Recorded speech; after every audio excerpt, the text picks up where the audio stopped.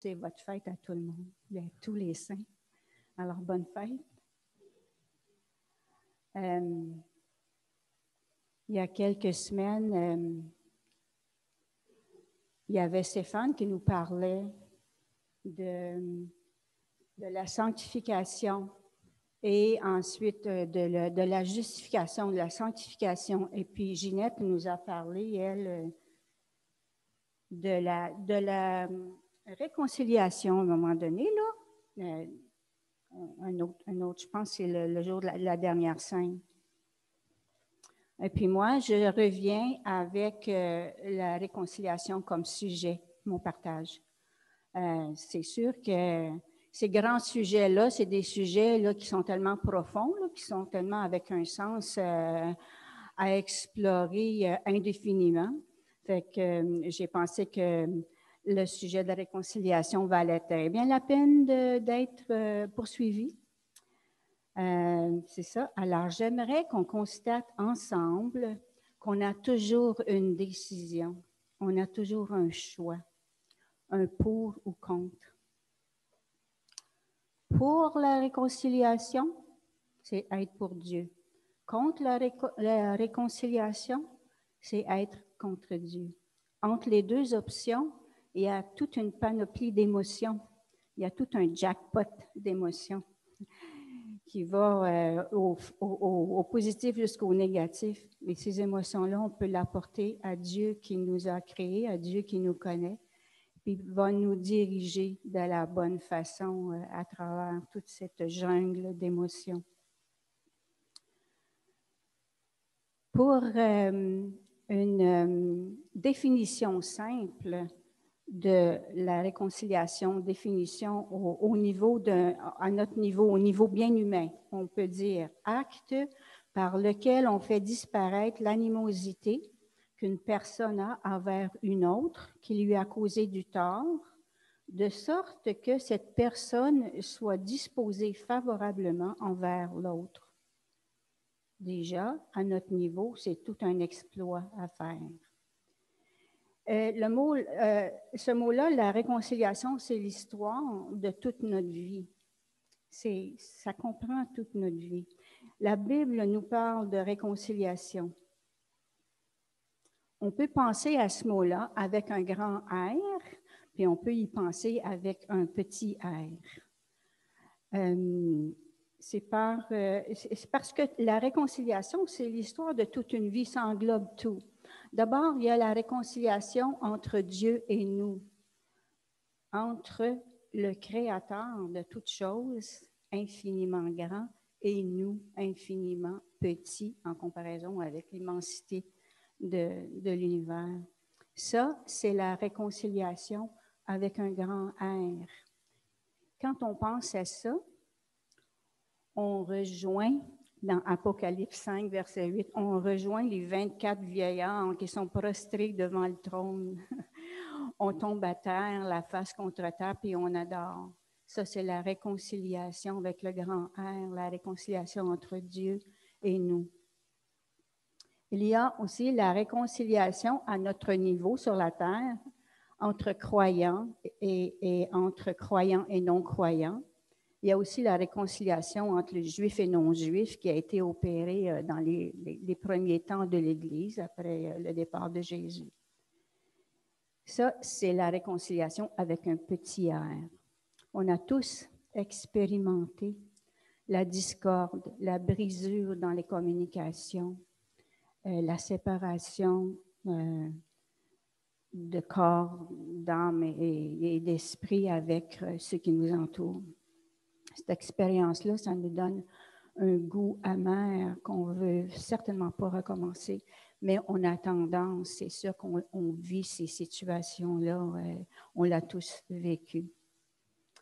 Pour reprendre cette même expérience amère de la discorde, des fois avec conjoints, avec amis, avec frères et sœurs, avec enfants, parents, on a aussi expérimenté la réconciliation, comment ça fait du bien, comment c'est bon à accueillir, comment on est reconnaissant, comment comment on apprécie le bonheur que ça fait d'être réconcilié. Alors, la parole de Dieu nous parle de réconciliation. Le texte de la Bible qui nous parle de la réconciliation avec Dieu, qui est tellement bonne et profonde, tellement intense, je vais le lire. C'est dans le texte Éphésiens 2, le verset, Éphésiens chapitre 2, verset 14 à 18. Je vais vous lire.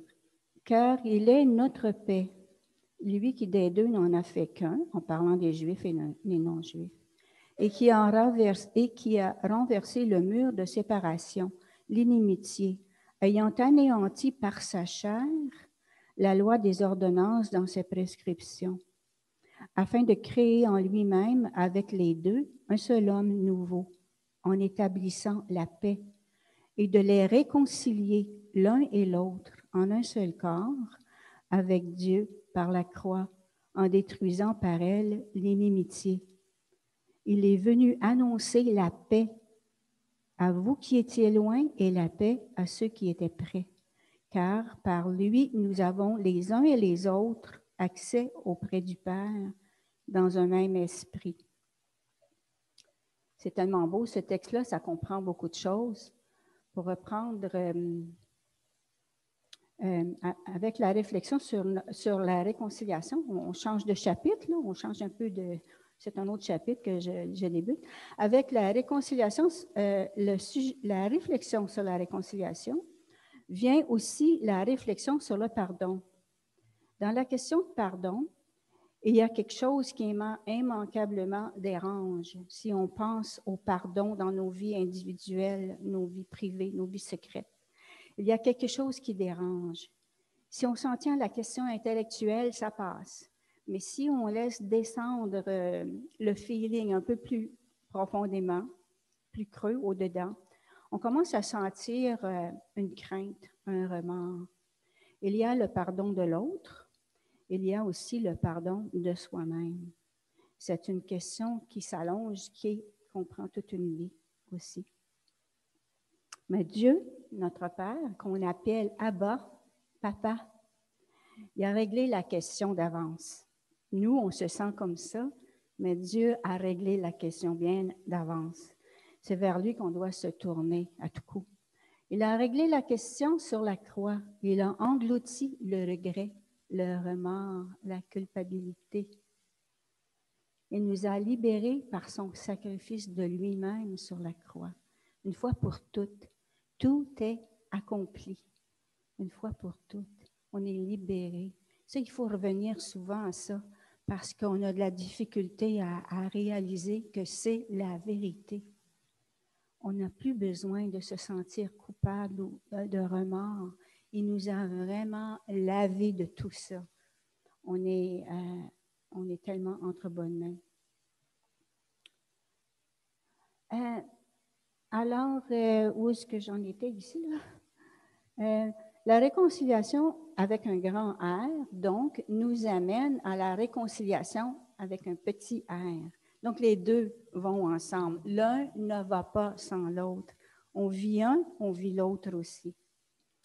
Alors, c'est à cause de Jésus qui, notre Dieu, en a payé le prix de la réconciliation. D'abord, l'histoire de la réconciliation, c'est l'histoire de l'humanité. L'histoire commence avec Dieu. Nous l'avons offensé de façon irrémédiable. Nous nous sommes choisis au lieu de choisir Dieu. C'est bien actuel, ça. C'est sûr qu'on peut s'en référer à l'histoire d'Adam et Ève. Ça fait longtemps, des milliers d'années.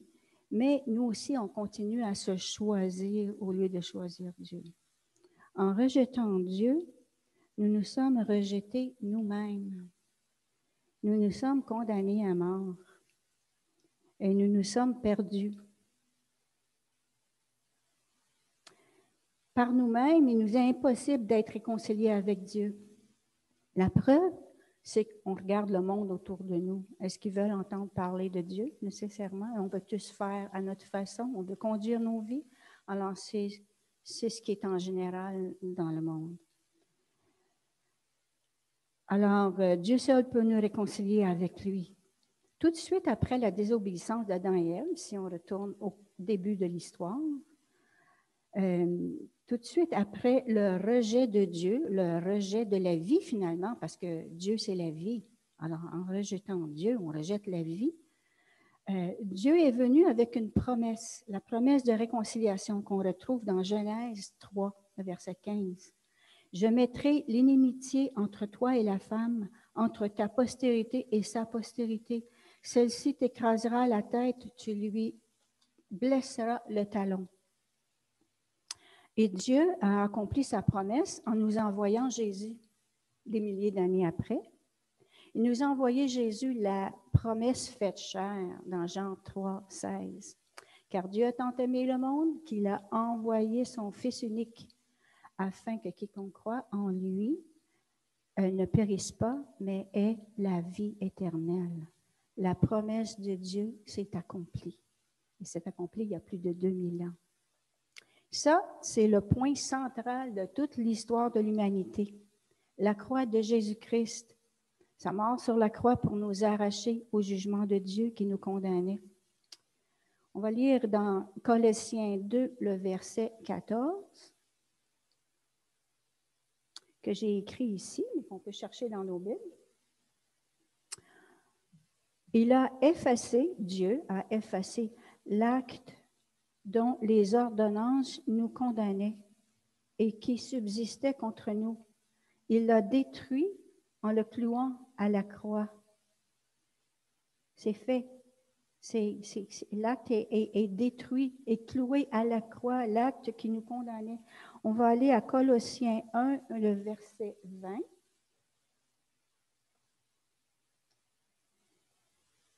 Il a voulu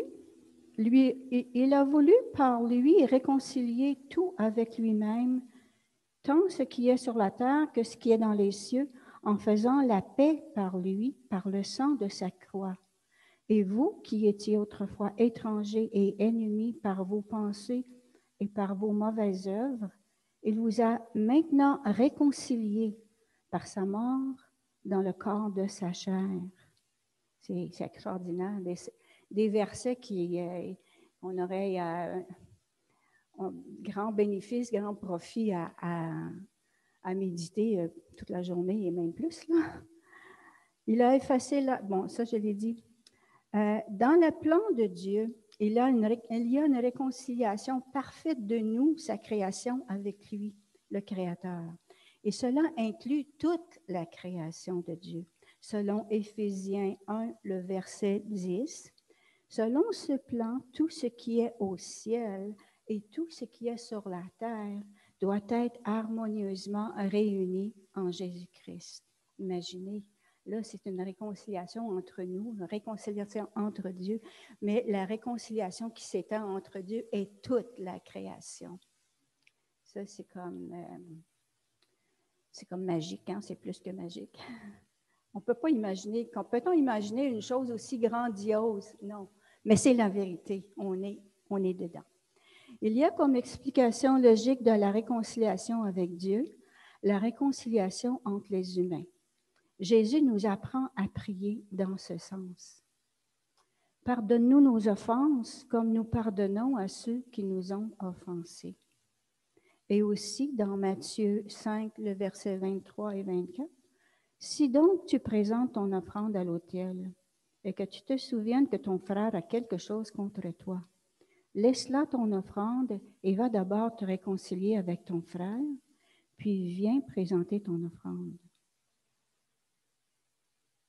Cette réconciliation entre Dieu et nous, et cette réconciliation entre Dieu et toute sa création, la nature, nous amène à cette vision ultime, suprême, que Dieu nous donne dans sa parole, la promesse de réconciliation parfaite, accomplie, achevée, pour la gloire de Dieu, pour notre plus grand bien.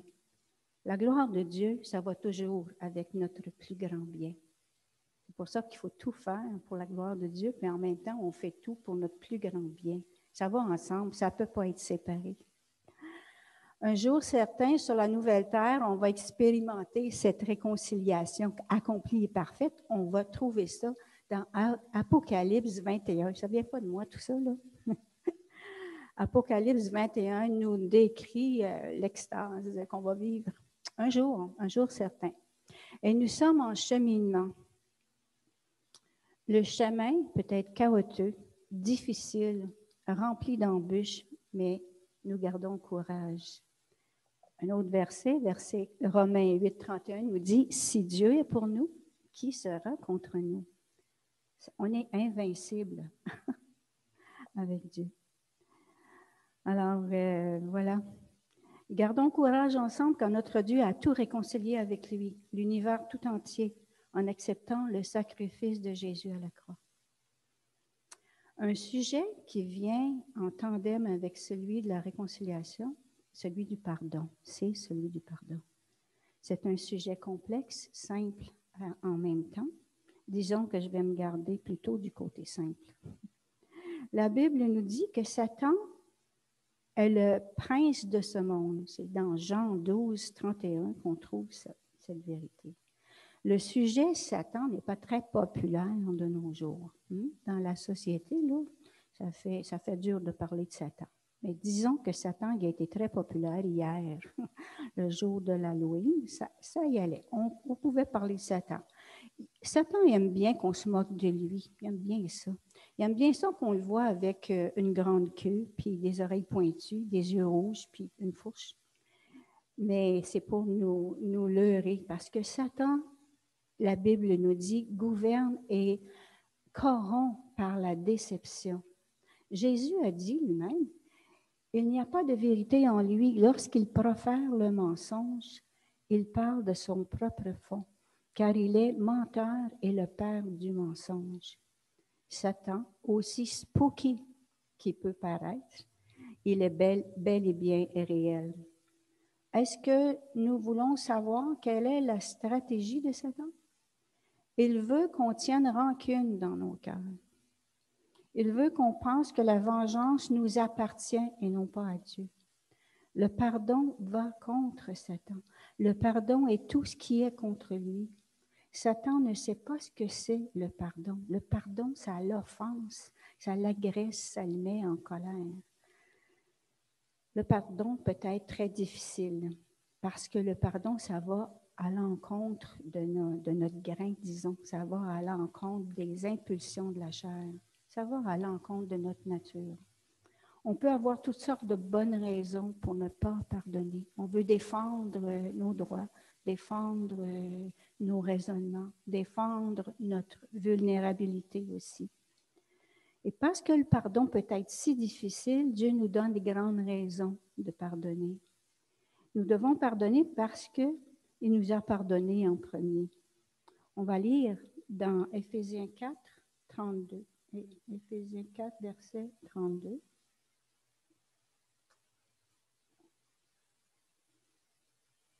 Soyez bons les uns envers les autres, compatissants, vous pardonnant réciproquement, comme Dieu vous a pardonné en Christ. C'est la parole de Dieu, pas moi qui le dis. Mais c'est difficile à faire, mais par la grâce de Dieu, c'est faisable. Dieu ne nous donnerait pas des commandements si on ne pouvait pas l'accomplir. Nous pardonnons parce que Dieu a chargé son Fils de nos péchés pour que nous soyons pardonnés. Colossiens 2, 14, ça dit, mais je l'ai lu tantôt, ça dit, il a détruit l'acte qui nous condamnait, qui subsistait contre nous, il l'a détruit en le clouant à la croix. Et puis, le verset qui suit, c'est le verset 15. Il a désarmé Satan et son armée en les exposant publiquement en spectacle, en triomphant de ses armées par la croix. Dieu a triomphé de Satan par la croix.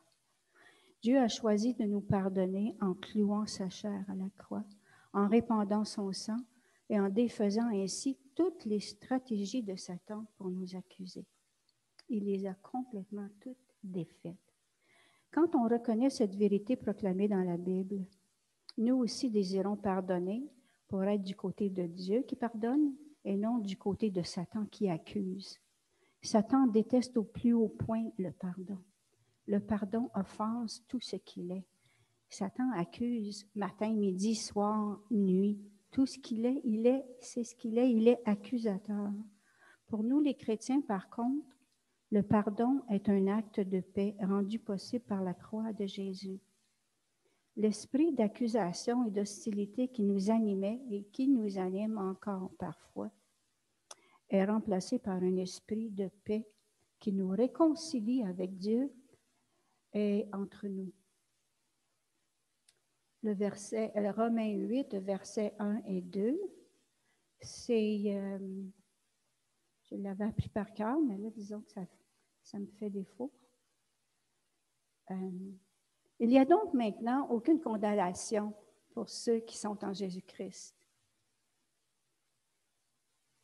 En effet, l'esprit de vie qui nous animait, je l'ai appris par cœur, hein, c'est ma leçon, là. L'esprit de vie qui nous anime, non, je ne me souviens plus. Romains. Je vais prendre le temps de le trouver. Romains 8, versets 1 et 2. Il n'y a donc maintenant aucune condamnation pour ceux qui sont en Jésus-Christ. En effet, la loi de l'esprit de vie en Jésus-Christ m'a affranchi de la loi du péché et de la mort.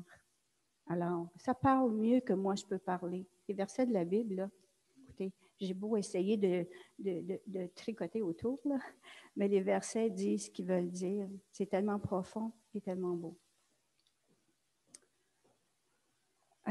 Maintenant, où est-ce que j'en étais? Jésus a dit, « Pardonne-nous comme nous pardonnons. » Si on refuse de pardonner, Dieu ne nous pardonne pas non plus. On demeure accusateur du côté des ténèbres. On demeure accusateur. L'importance de pardonner est primordiale. Le refus de pardonner est une très grande offense à Dieu. Et Dieu n'est pas un Dieu de demi-mesure, imaginez. Dans le verset 2 Corinthiens 2, verset 7-8, il nous dit même de réconforter notre offenseur. Alors ça, c'est le bout du bout, petit. Et nous qui sommes appelés du nom de Dieu, son peuple, nous sommes pour la paix qu'il nous a laissée. Nous le sommes vraiment. Avant de prendre la croix et de marcher vers le calvaire, il nous a dit, « Je vous donne la paix, je vous donne ma paix » dans Jean 14, 27. Si on communie à Jésus, il faut avoir un cœur pur, libre de l'animosité et de la colère, du ressentiment et de la condamnation. Je vais aller dans Colossiens 3, versets 12-13.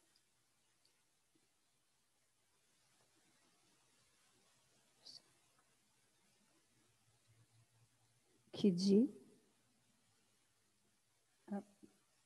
ainsi donc, comme des élus de Dieu, saints et bien-aimés, revêtez-vous d'entrailles de miséricorde, de bonté, d'humilité, de douceur, de patience. Supportez-vous les uns les autres, et si l'un a sujet de se plaindre de l'autre, pardonnez-vous réciproquement, de même que Christ vous a pardonné, pardonnez-vous vous aussi. Wow! On peut méditer là-dessus longtemps. Comment pourrait-on communier à Jésus avec un esprit contraire à lui?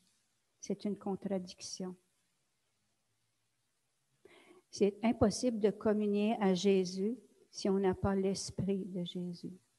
Bien sûr, quand on prend la communion, c'est-à-dire le pain qui représente le corps meurtri de Jésus à cause de nos péchés, et quand on prend la coupe de jus de raisin qui représente son sang répandu pour le pardon de nos péchés, il faut nécessairement faire un examen de conscience. Est-ce que je reconnais qui Jésus-Christ est? Il est Dieu en personne. Est-ce que je reconnais qu'il a pris mes péchés sur lui et qu'il est mort à ma place pour que je sois pardonné. Est-ce que je suis repentant ou repentante et que je veux le suivre sur la voie du salut qu'il m'offre? Est-ce que je veux le suivre jusqu'à me faire baptiser comme il a demandé que je fasse en signe de mon appartenance à lui et à son Église? Est-ce que j'ouvre mon cœur entièrement et véritablement pour l'accepter comme Sauveur et Seigneur de ma vie? Si je réponds oui à toutes ces questions, je suis heureux et heureuse de prendre la communion avec mes frères et sœurs dans la foi. Si je ne sais pas, j'hésite, j'ai besoin d'y penser davantage, je m'abstiens de communier et j'en parle à quelqu'un de confiance dans l'Église qui pourrait m'éclairer et me guider dans ma réflexion. Voilà. Alors, j'invite Mario et Monique à nous préparer le pain et la coupe de jus. En attendant qu'ils se préparent, on peut prendre quelques instants justement pour garder silence et méditer sur le questionnement et notre position face à Jésus-Christ.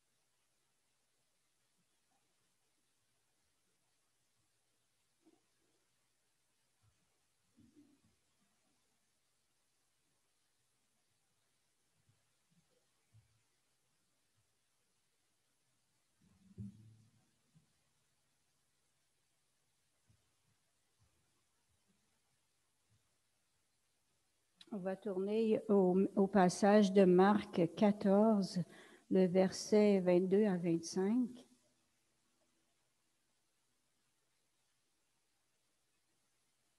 Lors du dernier repas de la scène, dernier repas de Jésus avec ses disciples, pendant qu'il mangeait, Jésus prit du pain et après avoir rendu grâce, il le rompit et le leur donna en disant, « Prenez, ceci est mon corps. »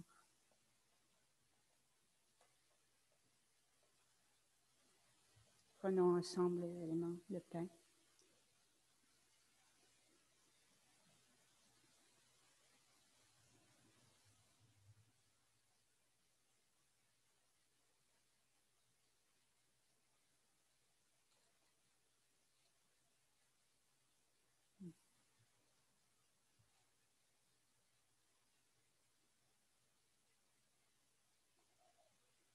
Excusez, j'ai perdu ma page là.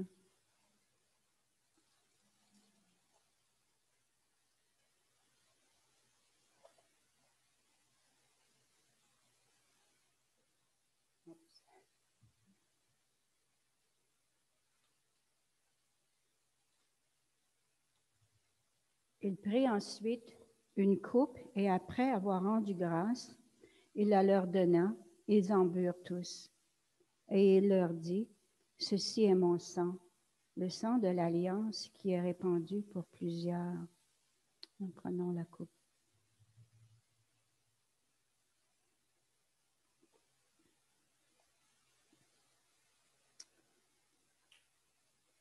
Prions.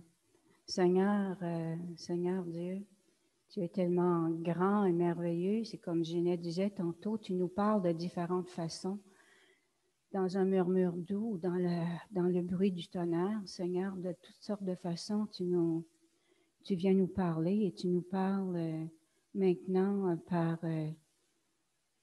ce dernier repas que tu as pris avec tes disciples, Seigneur, avec ton corps meurtri pour nous, pour nos péchés, ton sang répandu pour nous, Seigneur. Ces choses sont tellement grandes, on a peine à les laisser descendre et à nous en nourrir jour après jour. Mais par ta grâce, tu le fais, Seigneur. Tu nous as amenés dans ta parole, tu nous as révélé que tu nous as réconciliés avec toi pour l'éternité. Et cela, Seigneur, on ne peut jamais être assez reconnaissant. Nous voulons t'adorer, te louer ensemble et te remercier, Seigneur, par ces éléments qu'on vient de prendre, par ce souvenir de ce que tu as fait pour nous il y a 2000 ans. Seigneur, viens bénir chacun de nous et nous bénir à travers cette journée, à travers la semaine qui vient aussi. Gloire à ton Saint-Nom. Amen. Alors, j'invite Alain et Marc on va continuer à louer le Seigneur. C'est Jean Calvin qui disait cette semaine que, parce qu'il apporte toujours sa guitare et on chante, il disait que chanter, c'est prier 2 fois. Alors, on va prier 2 fois avec Alain et Marc. Là.